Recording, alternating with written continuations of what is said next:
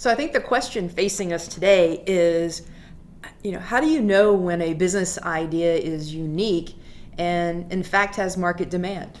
So I'll start, there's no simple answer to this, but often when I'm asked that question, do you think my idea is unique? Do you think there's demand?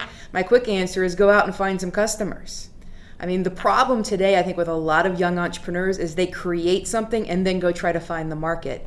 And I'd rather see people go out there, identify the needs of people, create something to meet those needs, and then you have a market. And that's what we call product market fit.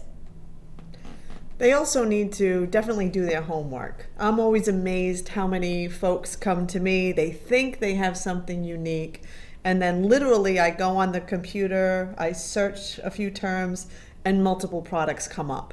And so when that happens, it doesn't mean necessarily they have a bad idea, but they need to figure out, well, why hasn't this product really taken off? Has it not had the marketing? Maybe the market's not large enough. There's not enough demand, as you suggested. So you definitely have to do your homework. And with the internet, a lot of times you can find that whether or not there's something like it out in the marketplace.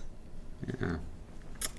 I think when we talk about finding customers, there are a lot of great tools that you can use these days, which is nice. You can go out and try to do some sort of crowdsourcing, do a Kickstarter campaign, something that just gets the idea out there. You can do simple surveys, do market research, but it is important to go out and talk to actual people, right? Not to mom who's going to say, yeah, your idea is great, I love it. And oftentimes we get so excited about our own ideas that we think everyone else will feel the same way. So you got to get out and just get boots on the ground, get out, talk to other people, present it to them, try to sell it to them. And that's the best way to find out if there's demand, is if someone actually hands you a $10 bill or $100 or whatever it is. They're willing to pay for it. Yeah. They're willing to pay if you for pay it. for And it, they're then not your there's friend. demand. And they're not, your family, yeah. Not doing it because they like you. Yeah.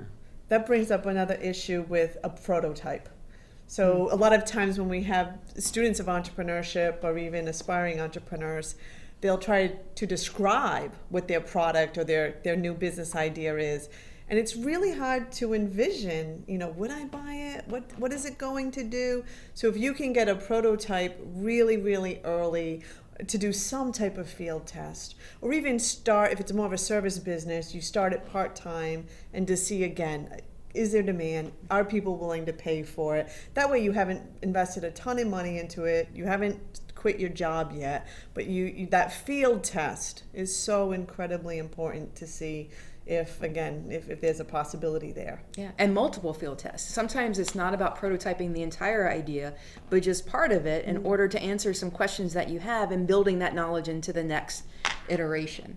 So you just want to get out there as quickly, as cheaply, and as generative as you can be.